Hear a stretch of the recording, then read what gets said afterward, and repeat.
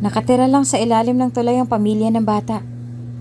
Walang tatay pero may nanay na nag-aalaga sa kanya. Paliwanag ni Antonio. Walang balita tungkol sa tatay ng bata. Ni hindi ko nga matukoy kung ampon lang ba siya.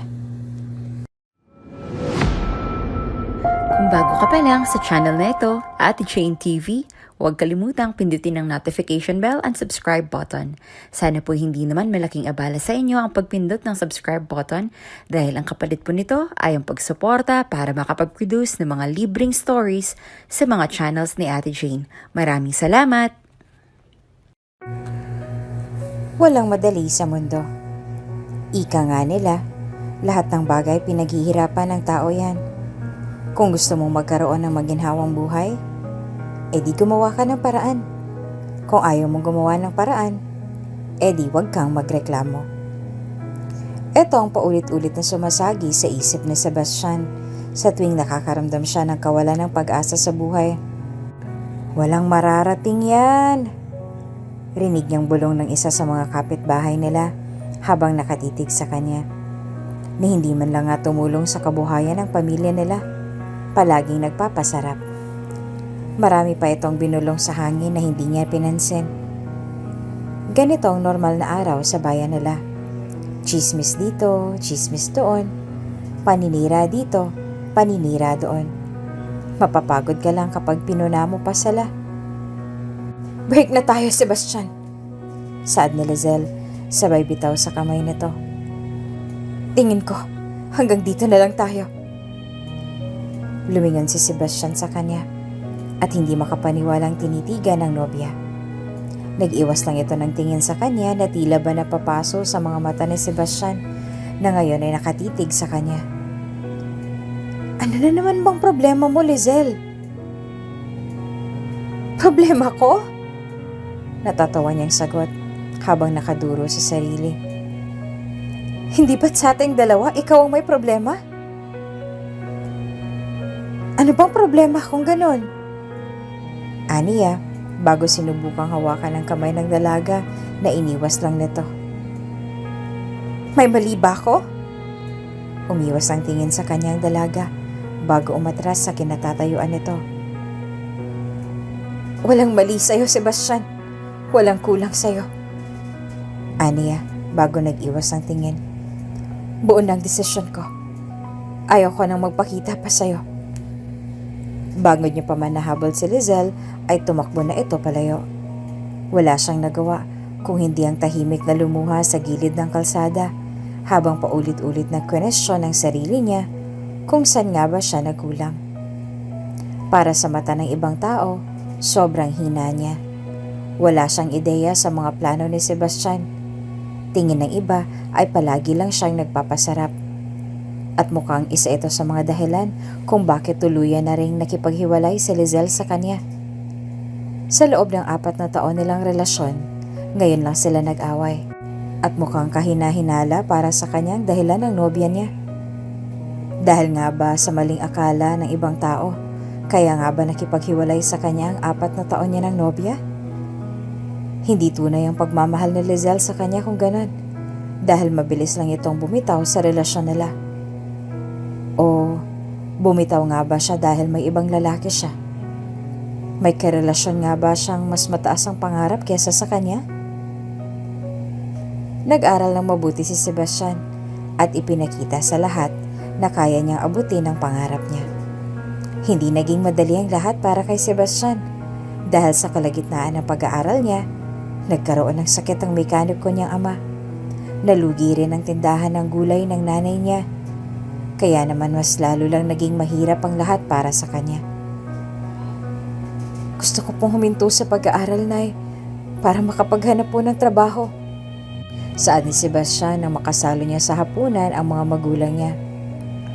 Gulat na lumingon sa kanya ang parents niya, na animong hindi makapaniwala sa naging desisyon niya.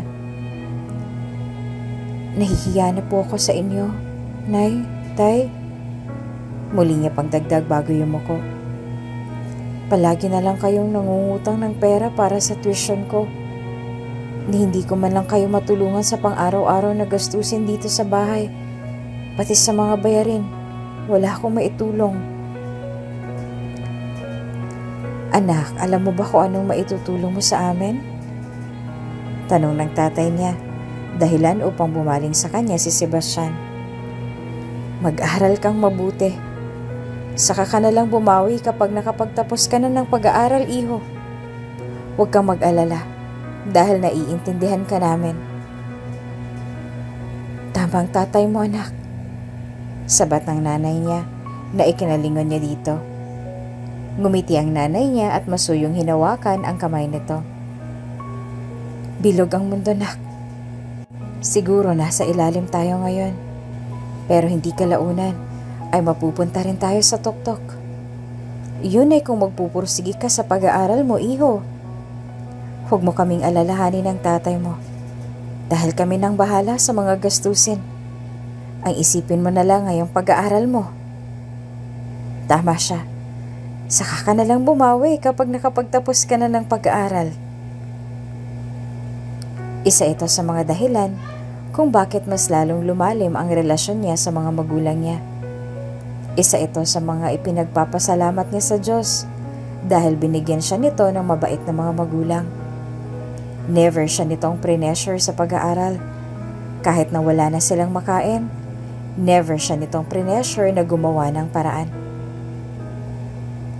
Bagsak ka sa test, Sebastian! Bungad ng kaibigan niya na makapasok siya sa silid-aralan nila. Gulat niyang kinuha ang papel sa kaibigan. Imposible! Mahina niyang sabit bago nakahinga ng maluwag nang makita niya ang perfect niyang score sa test. Imposibleng bumagsak ako dahil inaral ko to! Natawa ang kaibigan niya sa naging reaksyon ni Sebastian bago ito tinapik ang balikat. Ikaw pa ba? Aniya, bago niya ito inakbayan at hinatak palabas. Nabalitaan ko kila Ace na kilala ka raw sa purok niyo bilang walang pangarap sa buhay.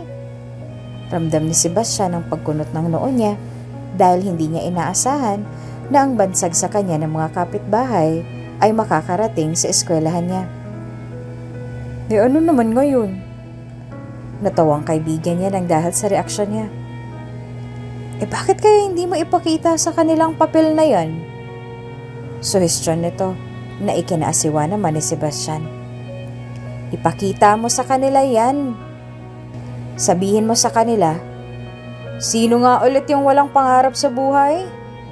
Wala bang pangarap sa buhay yung Dean Lister na tinutukoy nyo? Alam mo, Isabela, tawag niya sa kaibigan bago piningot ang ilong nito. Tama ka na. Wala naman talaga akong pakialam sa sasabihin ng iba. Hindi naman ako binubuhay ng magulang ko para i-impress silang lahat. Kung yun ang tingin nila sa akin, then yun na yun. Pakialam ko ba sa sasabihin ng iba? Bakit inaaway mo ko? Natatawang tanong ni Isabela na pabirong inismira na lang si Sebastian. Hindi tulad ng naging relasyon nila ni Lizelle, mas matibay ang pagkakaibigan nilang dalawa ni Isabela. Kahit na nakakarinig ng hindi mga kaaya-ayang balita si Isabela tungkol sa kaibigan niya, never niya itong hinusgahan at iniwan. At iyon ang ipinagpapasalamat ni Sebastian sa kanya. Alam mo ba, kung hindi lang ako nagkaroon ng relasyon ng pinsan ko, baka matagal na akong umamin sa nararamdaman ko sa'yo. Saad Isabela. Lulong ito sa alak at animong bubuyog na paulit-ulit na bumubulong sa tenga ni Sebastian. Bahagyang natigilan si Sebastian sa narinig kay Isabela. Ngunit hindi kalaunan ay tinawanan niya lang ito.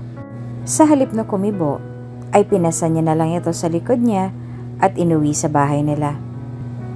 Hindi na bago kay Sebastian ang nalaman niyang iyon. Bago pa man ipinakilala ni Isabela kay Sebastian si Lizelle, alam na nitong may gusto ito sa kanya. Hindi niya alam, pero tila ba hindi kaya ng sikmura niya na ligawan ng kaibigan. Kahit na may angking kagandahan naman ito. Wala akong sinabing ganon!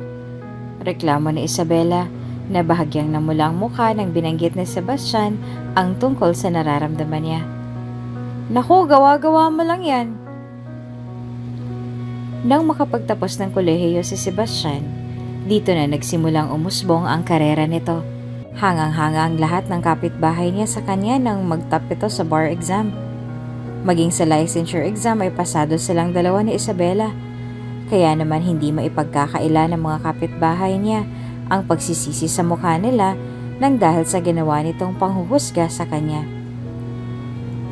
"Anong plano niyo niyan, anak?" tanong ng nanay niya. Isang simpleng salo-salo lang pinagsaluhan nila ng pamilya niya nang makita nila ang resulta ng exam. "Magtatrabaho muna ako bilang manager sa negosyo ng kaibigan ko.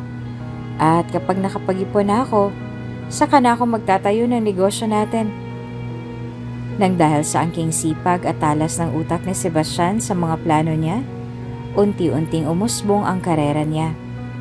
Nagkaroon ng tsansa si Sebastian na makapagpatayo ng negosyo at hindi naman ine-expect ng mga magulang niya na ang inigosyong itinayo niya ay unti-unting umusbong sa merkado.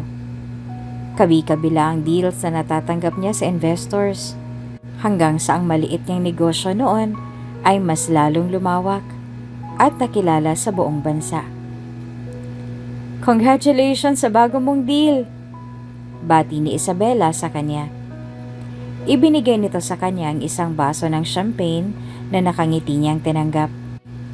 Dating walang pangarap sa buhay noon, owner na ng bagong shopping center ngayon. "Tigilan mo ngang pagpapaalala sa akin ng alias na yan, Isabela." Biro niyang reklamo sa kaibigan na ikipinalahaw pa nito sa kakatawa. Nandun si Isabela na magkasundong investor sa deal nilang dalawa sa lupang binili nito. Nag-umpisa na rin ang construction ng business niya. Kaya naman mas lalo lang nagtagal ang pananatili niya sa Maynila, kasama ang kaibigan na kasama niya na mula noon hanggang ngayon. "Nakita ko nga palang blueprint ng negosyo mo," sambit ni Isabela. "Tingin ko mas maganda sana kung mas palalawakin mo yung food court. Kasi alam mo na, mga estudyante ngayon sa food court na nakikipag-date." "Paano mo nalaman?" tanong ni Sebastian na ikinaasiwa ng mukha ni Isabela. "Nakikipag-date ka siguro sa estudyante, ano?" "Hala, tingin mo sa akin," reklamo ni Isabela na ikinapalahaw pa nito sa tawa. "Alam mo naman kung sinong gusto ko, 'di ba?" Hindi sumagot si Sebastian sa kanya, at sa halip ay pinagmasdan na lang nito ang paligid. Medyo matao ang lugar sa ipinapatayo niyang shopping center. Tama nga si Isabela sa naging suhestyon nito sa kanya dati na magtayo ng business malapit sa mataong lugar. Dahil sa ganitong klase ng strategiya, mas lalong kikita ang business nila. "Huwag kang mag-alala, dahil hindi naman kita pipiliting gustuhin ako," bawi ni Isabela sa kanya na hindi niya nilingon dahil napako ang mga mata niya sa isang direksyon kung saan nakita niya ang pamilyar na bulto ng isang tao. "Hayaan mo lang akong mahalin ka sa malayo." "Lizelle?" Mahina niyang usal. Bahagyang natigilan si Isabela sa sinabi niya bago lumingon sa kaibigan at natawa. "Ano ba, Sebastian? Hindi mo na kailangang ipaalala sa akin na si Lizelle pa rin ang mahal mo hanggang ngayon," aniya bago muling bumulong. "Alam ko namang hindi na magbabagong nararamdaman mo sa pinsan ko." Hindi pa man natatapos ni Isabela ang kataga niya, ay tumakbo na si Sebastian patungo sa eskinita kung saan niya nakita ang pamilyar na bulto ng tao. Huminga siya ng malalim dahil sa dismaya nang hindi niya naabutan si Lizelle sa eskinitang iyon. "Ganyan ka na ba talaga kabaliw sa pinsan ko, Sebastian?" reklamo ni Isabela nang sinundan siya nito sa eskinitang pinasukan niya. "Wala na si Lizelle, ano ba? Pero nakita ko siya rito. Matagal na siyang patay." Sigaw nito sa kanya na ikinatigil niya. "Hindi ko lang sinabi sa'yo dahil alam kong malulungkot ka. Matagal nang patay ang pinsan ko, Sebastian. Naiintindihan mo ba? Matagal nang patay si Lizelle." Paulit-ulit na umugong sa tenga niya ang sinabi ni Isabela. Siguro nga ay tama siya. Baka nga patay na ang babaeng mahal niya, kaya ito nakipaghiwalay sa kanya. Iyon nga ba ang dahilan kung bakit nakipaghiwalay si Lizelle sa kanya? Kaya ba hindi na ito nakapagpaliwanag ng maayos sa kanya? Dahil mamamatay na siya? Hindi ko gustong saktan ka, Sebastian. Ngumiti siya kay Isabela upang ipakita nito na hindi niya dinamdam ang katotohanang ibinahagi rito sa kanya. Nasa opisina siya nang muli siyang dinalaw ni Isabela pagkatapos nitong ibahagi ang tungkol sa nangyari sa ex-girlfriend niya may ilang araw na nakaraan. Sinabi mo lang ang totoo, Isabela. Galit ka ba sa akin? Bahagya siyang natigilan sa tanong nito bago umiling. Pakiramdam ko galit ka sa akin. Bakit naman ako magagalit sa'yo? Pigil ni Sebastian na ikinanguso ni Isabela. Sinabi mo lang naman ang totoo sa akin. Never ako magagalit sa'yo. Dahil nagsasabi ka naman ng totoo, hindi ba? Bahagyang natahimik si Isabela. Inabot pa muna ng ilang segundo bago siya tumango at tahimik na ngumiti sa kaibigan. Gustong makapagliwaliw ni Sebastian sa dalampasigan malapit sa resort na tinutuluyan niya. Dinala nito ang personal niyang assistant na nagsilbi ring bodyguard niya sa tuwing kinakailangan niyang mag-out of town. Hindi niya naman kailangan ng magbabantay sa kanya. Gusto niya lang ng tahimik na magmamasid sa kanya mula sa malayo. At hindi niya makukuha ang matiwasay na paligid na nais niya kung si Isabela ang isasama niya. Sir, hindi pa po ba kayo nahuhusto? Tanong ng bodyguard niya na halos ikatalon niya sa gulat. Nagkamot ito ng ulo at natatawang pinagmasdan ang reaksyon niya. Kahit na medyo mahigpit siya sa mga tauhan niya, ipinaparamdam pa rin niya sa mga ito na tao lang din siya na pwede nilang kaibiganin at gawing takbuhan sa tuwing may problema sila. Palubog na po kasi ang araw. Muli niya pang dagdag bago lumingon sa malayong bahagi ng dalampasigan. Ang sabi ng mangingisda na nakausap ko kanina, may posibilidad na lumaki ang alon. Lalo na't hindi raw maganda ang sikat ng araw kaninang umaga. Sige, bumalik na tayo. Aniya, bago sila nagpasyang maglakad pabalik sa resort na tinutuluyan nila. Siya nga pala, naayos mo na ba lahat ng ipinapagawa ko sa'yo? Opo, sir. Sagot nito. Sabay tango sa kanya nang makarating sila sa presidential suite na tinutuluyan nila. Nangihingi nga pala si Mr. Acosta ng calling card mo kanina. Wala po akong maibigay kaya naman ang sabi ko sa kanya isasadya ko na lang bukas kapag nakahingi na ako sa'yo. Tumango si Sebastian bago kinuha ang wallet niya sa pantalon. Bahagya pa siyang natigilan nang hindi niya nakapa ang wallet sa bulsa. Nakita mo ba kung saan ko nalagay yung wallet ko kanina? Ay hindi po. Sagot nito bago tinulungan si Sebastian sa paghahanap sa bedside table na madalas niyang lapagan ng gamit magmula nang dumating sila rito. Hindi niyo po ba na-misplace, sir? Ang alam ko po kasi hindi po kayo naglalapag ng gamit dito eh. Chinek niyo na po ba yung bulsa ninyo? Bahagyang natigilan si Sebastian nang dahil sa sinabi niya. Inutusan niya ang assistant niya na muling bumalik sa dalampasigan upang hanapin ito, na ginawa niya rin naman. Sa kasamaang palad, wala itong nahanap. Binalikan din nila ang mga lugar na pinuntahan nila, subalit wala itong natagpuan.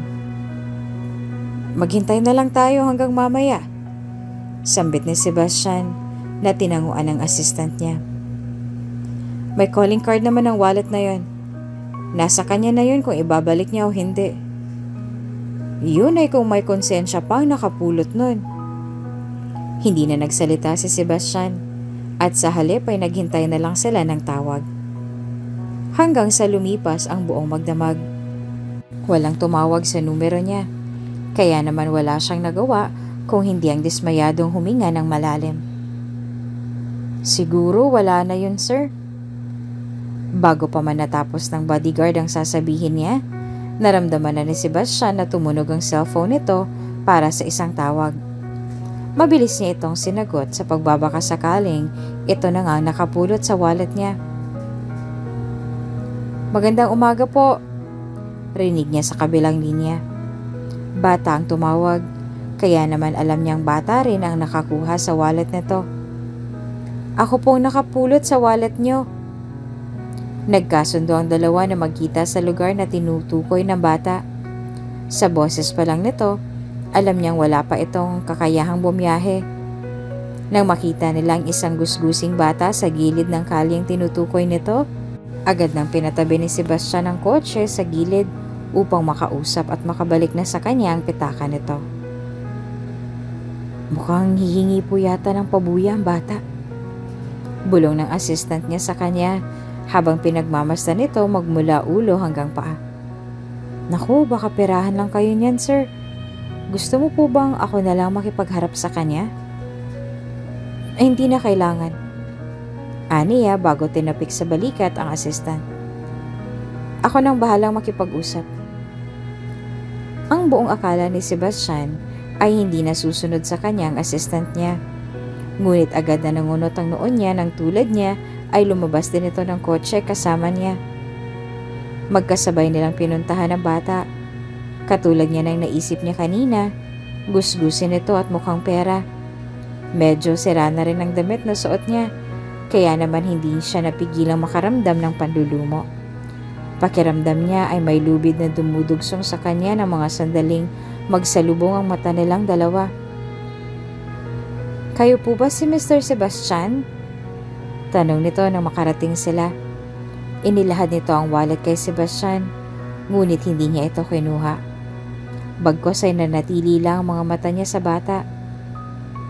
"Pasensya na po kung ngayon ko lang po nasoli." Ang assistant ni Sebastian ang humablot sa wallet na inaabot ng bata at mabilis na inspeksyon ang loob nito. Sa kabutihang palad ay naroon pa rin ang pera ni Sebastian. Maging ang mga identification card niya ay naroon at kompleto at wala ni isang nagkulang. "Siguro ninakawan mo to, no?" Bintang ng assistant ni Sebastian na pinabulaanan ng gusgusing bata. "Hindi po ako magnanakaw." "Sigurado ka?" Muli nitong tanong bago hinawakan sa kwelyo ang bata na para bang sigurado siya na ninakawan nito ang wallet ng boss niya. Bakit ngayon mo lang isa na oli kung ganon?" "Wala po akong ginagawang masama at hindi ko po magagawa ang bagay na binibintang mo, mister," aniya bago lumingon sa lalaking tahimik lang na nakatitig sa kanya. "Pasensya na po, sir, kung ngayon ko lang naibalik. Huwag po kayong mag-alala dahil po kung ano pong halagang nakita ko dyan kagabi nung mapulot ko, iyon pa rin po ang halagang ibinalik ko sa inyo. Hindi ko po kinuhanan ng pera yan." "Puro ka lang dahilan," ungot muli ng assistant niya. "Tingin ko sa presinto ka na lang magpaliwanag." "Parang awa niyo na po, mister." Pakiusap nito sa assistant ni Sebastian bago nagkumahog na makawala sa pagkakahawak nito sa kwelyo niya. "Hindi ko po kinuhanan ng laman yan. Hindi po ako tinuruan ng nanay ko na manguha ng hindi po ako nagnanakaw." "Hindi mo nga ninakawan pero mukhang humihingi ka ng pabuya sa itsura mo." Akusa ng assistant nito.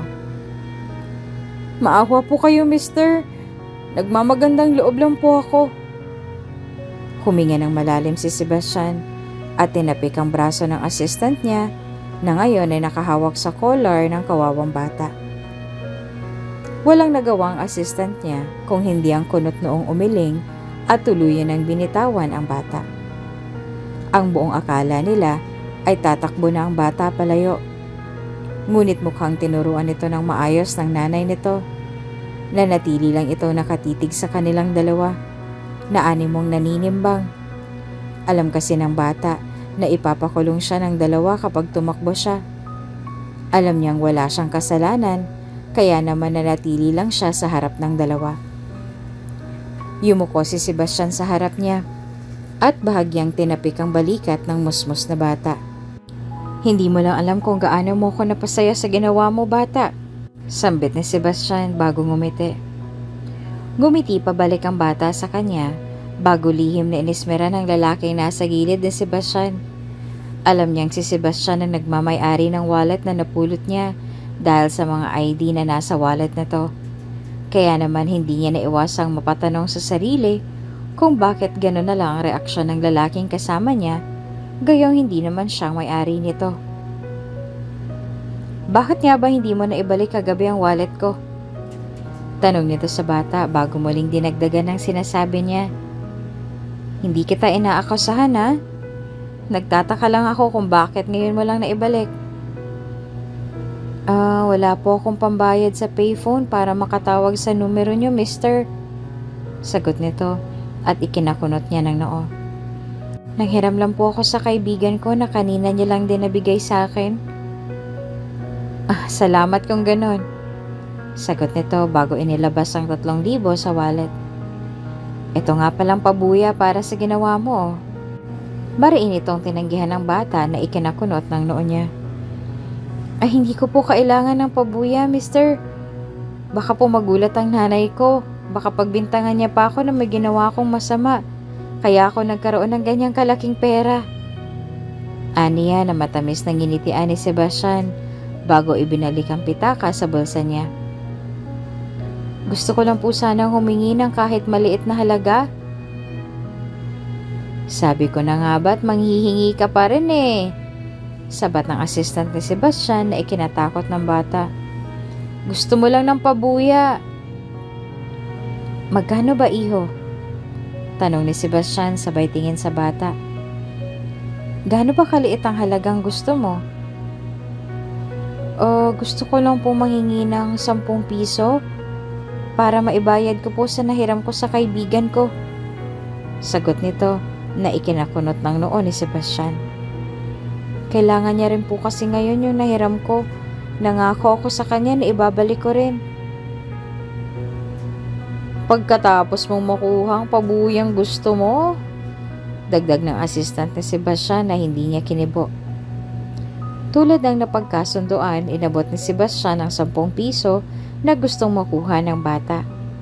Alam niyang ito ang halagang inutang ng bata sa kaibigan niya para lang makagamit ng payphone upang makatawag sa kanya. Sigurado ako magiging proud sa iyo ang nanay mo nang dahil sa ginawa mo. Matamis na ngiti ni Sebastian sa bata na ikinanguso nito. Ay wala pong ideya ang nanay ko na nakapulot ako ng pitaka kahapon. Hindi ko na rin po sinabi sa kanya dahil alam kong paggagalitan niya ako kung bakit hindi po ako nagsoli agad. Gustong makabawi ni Sebastian sa kabutihan ng bata. Inaya niya itong kumain sa labas, ngunit paulit-ulit lang itong tumanggi sa gusto niyang mangyari. Alam niyang may kakaiba sa bata at gusto niyang malaman kung bakit ganoon na lang ang paghuhurumintado ng puso niya nang magsalubong ang mata nilang dalawa kanina. Gusto kong imbestigahan mo ang batang yon, Antonio. Wala sa sarili niyang sambit. Dahilan upang lumingon sa rearview mirror ang assistant niya upang tumingin sa kanya. Gusto kong ibalik sa kanya ang kabutihang ginawa niya sa akin. Ano po bang gusto niyong gawin ko? Huminga siya ng malalim bago lumingon sa binata at pagmasdan ang mga punong nadaanan nila. Imbestigahan mo lang. Gusto kong malaman ang tungkol sa pamilyang kinabibilangan niya. Kung anong trabaho ng mga magulang niya. Kung saan siya nag-aaral at kung ilang taon na siya. Aniya na tinanguan ng assistant niya. Sige po, sir. Sagot nito. Masusunod. Tulad ng gustong mangyari ni Sebastian, pinaimbestigahan niya ang tungkol sa bata. Nakarating kay Isabela ang nangyari sa kanila, kaya naman hindi na ito nagsayang ng panahon na magtungo sa opisina ng kaibigan. Nabalitaan kong tungkol sa nangyari. Natagpuan niya si Sebastian na tahimik lang na nagbabasa ng dyaryo sa upuan niya. Nawala raw ang wallet mo? Lumingon si Sebastian sa kanya at nakangiting tumango. Naibalik naman na ng buo. Hindi ka na nakawan? Tanong ni Isabela na mariin niyang inilingan. I mean, bihira na lang ang mga taong ganun. Hindi ka naman siguro ninakawan ng pera, ano? Nanghingi ba ng pabuya? Hindi ko hilig ang manghusga, Isabela. Aniya bago muling lumingon sa diaryong hawak niya. Pareho kayong mag-isip ni Antonio. Bagay kayong dalawa. Tumigil ka nga. Reklamo ni Isabela na tinawanan niya na lang. Hindi rin nagtagal ang araw ay muling dumaan si Antonio sa opisina niya upang ilapag ang mga dokumentong naglalaman tungkol sa batang pinaiimbestigahan niya. Isa-isa niya itong pinagmasdan. Nakatira lang sa ilalim ng tulay ang pamilya ng bata. Walang tatay pero may nanay na nag-aalaga sa kanya.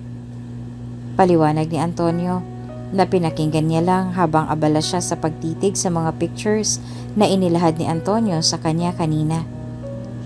Walang balita tungkol sa tatay ng bata. Ni hindi ko nga matukoy kung ampun lang ba siya. Pero lumabas sa investigasyon na totoong anak ito ng nanay niya. Pero wala akong nakitang background sa tatay. Kaya sure akong kung hindi maagang namatay ang tatay niya, baka single mother ang nanay naman niya. Anong balita sa nanay niya? Tumikim si Antonio. Nakausap ko ng personal ang nanay niya. Pero sinadya kong hindi nakaharap ang anak niya dahil baka mamukhaan ako. Nakausap ko ng personal ang nanay niya. Sinabi sa akin na walang ama ang anak niya. Matagal na raw itong namatay. Kaya siya na lang ang kaisa-isang nagpalaki sa anak nilang dalawa.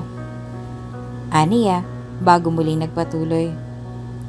Tendera ng gulay sa bayan ng nanay niya. Ayun, walang pera, walang pambayad sa magarang apartment. Kaya nagtsatsagang manirahan sa ilalim ng tulay. Natigil si Sebastian nang makita niya sa picture si Lizelle, ang ex-girlfriend niya, kasama ang batang nagsaoli sa kanya ng wallet. Ramdam niya ang paninigas ng katawan niya dahil sa pagkabigla sa nasaksihan. Kaya naman agad na umantabay sa kanyang assistant niyang ngayon ay nagmamadali siyang inalalayan. Ayos lang po ba kayo, sir? Hindi siya nito sinagot. Bagkos ay nanatili lang itong nagugulat habang inaalala ang mukha ng bata nang humarap ito sa kanya. Kamukha ito ng ex-girlfriend niyang si Lizelle na matagal nang nakipaghiwalay sa kanya. Hindi niya rin maipagkakailang kamukha niya ito. May nangyari sa kanila, 2 o 1 buwan bago makipaghiwalay si Lizelle sa kanya. Kaya naman alam niyang anak niya kay Lizelle ang batang iyon. Lumipas ang araw at mag-isang minanmanan ni Sebastian ang bata. Tahimik lang itong naglalaro sa tapat ng bahay nila. Alam niyang wala si Lizelle ng araw na iyon. Kaya naman naglakas na siya ng loob na puntahan at gulatin ang bata sa presensya niya. Hindi rin naman siya nagkamali. Dahil gulat nga ang rumehistro sa mata ng bata nang makilala siya nito. Good morning! Bati niya na ikinaatras nito. Huwag kang mag-alala dahil wala akong gagawing masama sa'yo. May itatanong lang ako. May kinalaman po ba yan sa wallet na ibinalik ko? Natatakot na tanong ng bata na inilingan niya.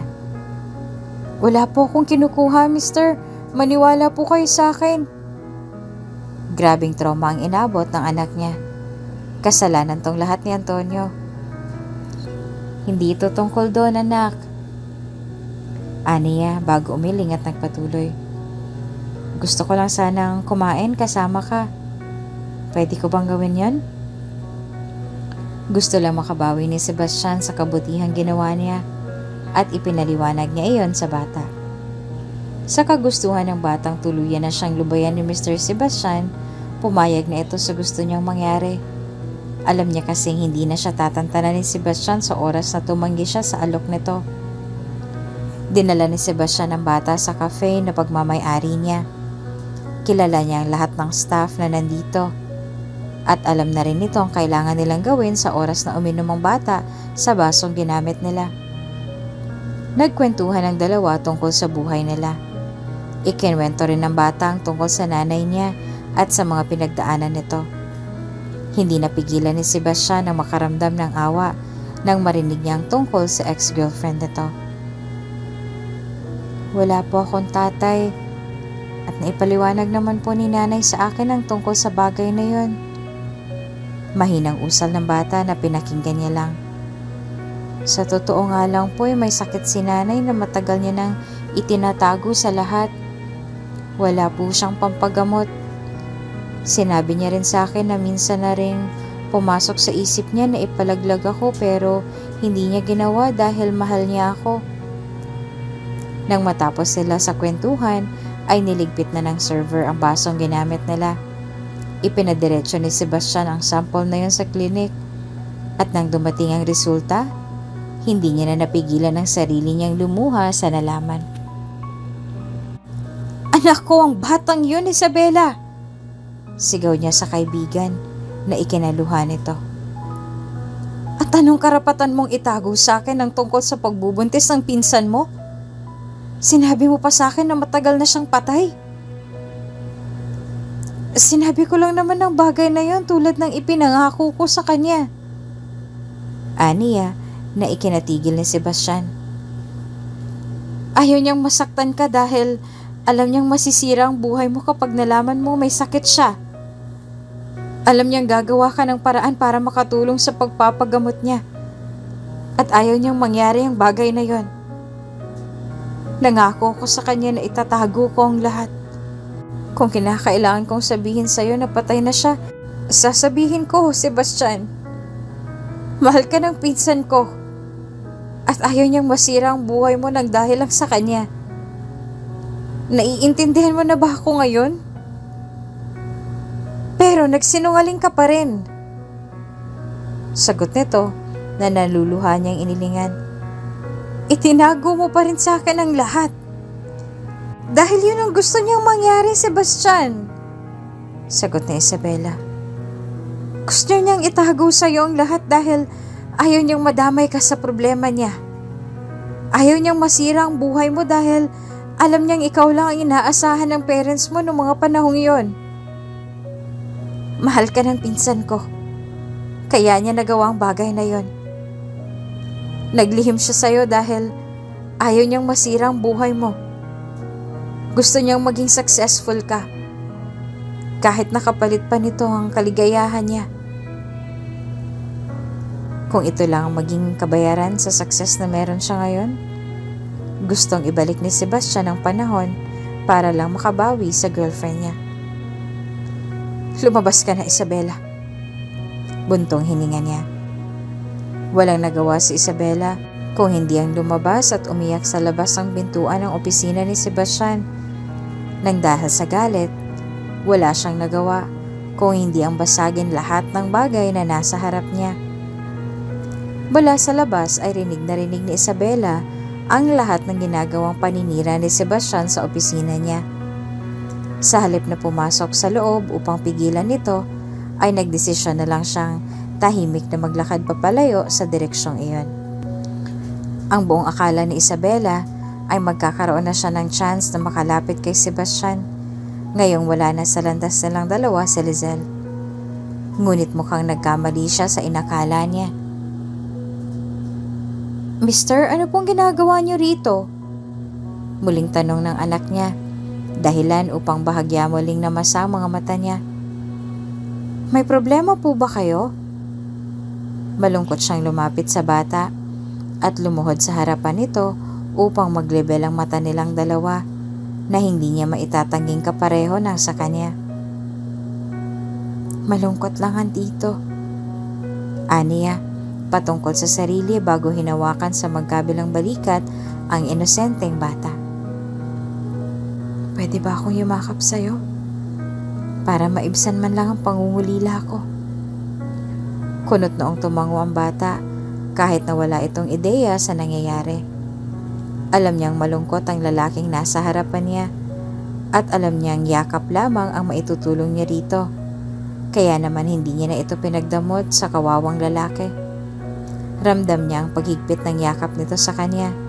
Kaya naman wala itong nagawa kung hindi ang gantihan ang yakap nito. Matagal kong hinintay na mangyari ang bagay na to. Mahinang usal ni Sebastian na narinig ng batang niyayakap niya. Hindi mo lang alam kung gaano akong kasaya na makita ka ngayon. Kung ano man pong dahilan kung bakit nalulungkot kayo ngayon, alam kong malalagpasan niyo rin po yan. Aniya, na matamis at naluluha niyang tinanguan. Nay! Agad na pinunasan ni Sebastian ang luhang lumanda sa pisngi niya. Lalo na nang makita niyang lumiwanag ang mukha ng anak at agad na kumawala sa yakap niya. Ang akala ko ba'y makikipaglaro ka sa mga kaibigan mo? Rinig niyang tanong ni Lizelle, kasabay ng yapak nitong papalapit sa gawi kung nasaan siya. Nandito po yung kaibigan ko, Nay! Sagot naman ng bata sa nanay niya. Nanatili lang siyang nakatalikod sa direksyon ng dalawa. Nang marinig niyang huminto ang yapak ng dalawa malapit sa direksyon kung nasaan siya, dali-dali na siyang tumayo sa pagkakaluhod niya at tahimik na lumingon sa dalawa. Agad na nanlaki ang mata ni Lizelle sa gulat nang magkasalubong ang mga mata niya at ang dati niyang nobyo. Nito na lang sila ulit nagkita kahit na may ideya na siya na nandito na si Sebastian sa Maynila. Never pumasok sa isip niya na muling magkukrus ang landas nilang dalawa kasama ang anak nila. Bakit po, Nay? Tanong ng bata, ngunit hindi siya sinagot ni Lizelle. Siya nga po pala, Nay, yung may-ari ng wallet na napulot ko dati. Sobrang bait niya, Nay. Dahil sa tuwing nagkikita kami, nililibre niya ako palagi ng pagkain. Nagpatuloy ang bata sa pagkukwento sa nanay niya, habang ang dalawa naman ay patuloy lang na nagtitigan sa harapan niya. Hindi kalaunan ay napansinan ng bata ang nangyayari sa pagitan nila, kaya naman naglakas na ito ng loob na magtanong. May problema po ba, Nay? Tanong nito bago lumingon kay Sebastian na ngayon ay muli namang nanunubig ang mga mata sa kaiiyak. May problema po ba? Ayaw niyo po ba sa kanya? Lumingon si Lizelle sa anak at matamis na ngumiti kahit nabahid na sa mukha nito ang lungkot at gulat na nararamdaman niya magmula pa kanina. Hinahanap ka nila Jefferson sa labas. Puntahan mo muna sila. Ani nito na ikinanguso ng bata. Paano po si Sir Sebastian, Nay? Tanong nito na ikinatikom ng bibig ng nanay.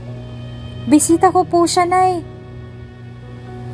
Mag-uusap lang kaming dalawa ng kaibigan mo, anak. Sambit nito na tinunguan ng bata bago nagdesisyong tumakbo palabas ng bahay nila. Anong ginagawa mo rito, Sebastian? Hanggang kailan mo balak magtago, Lizelle? Balik na tanong nito na peking tinawanan ni Lizelle. Ang tanong kong sagutin mo, Sebastian. Huwag mong ibalik sa akin ang tanong. Aniya, bago humalukip-kip. Anong ginagawa mo rito? Binibisita ko lang ang anak kong 8 taon mo ring itinago sa akin. Sagot ni Sebastian sa kanya na ikinatigil niya. Hanggang kailan mo balak na itago sa akin ang anak ko? Gayong may karapatan din ako sa kanya. At hanggang kailan mo rin balak na itago sa akin ang tungkol sa sakit mo? Sinabi ba sa'yo ni Isabela ang lahat? Oo.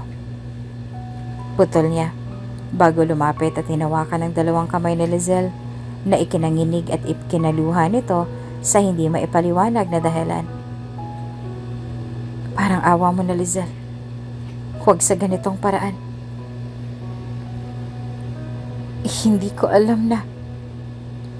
Hindi pa man natatapos ni Lizelle ang sasabihin niya, ay mabilis na siyang niyakap ng mahigpit na Sebastian na ikinaluhan niya.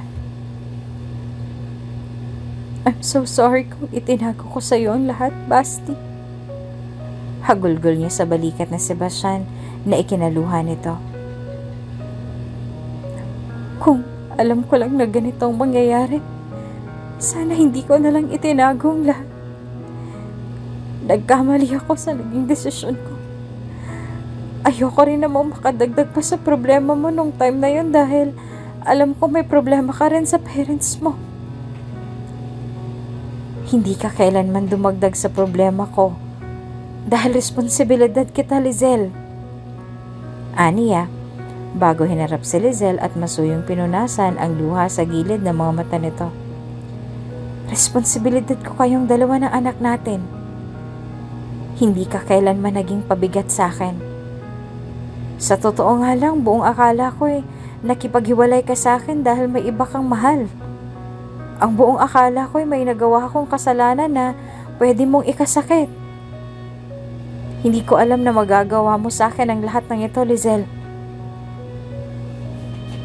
I'm so sorry.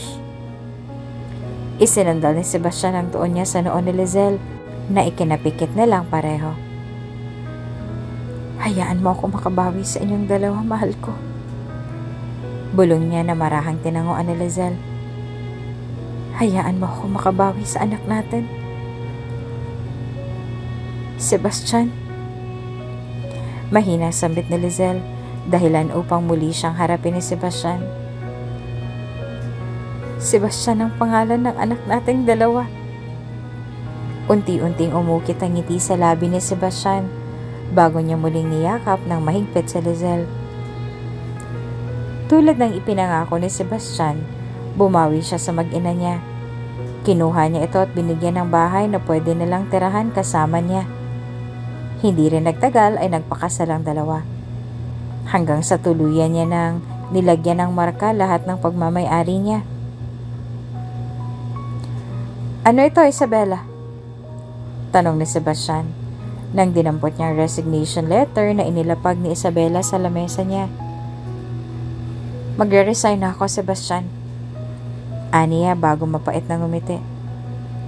Tingin ko tapos na ang role ko sa nobela niyong dalawa ng pinsan ko. Ngingiti-ngiting umiling si Sebastian na ikinatawa ni Isabela bago lumapit sa kanya at binigyan siya ng isang mahigpit na yakap. Mamimiss kita, best friend. Aniya. Mamimiss din kita, Isabela.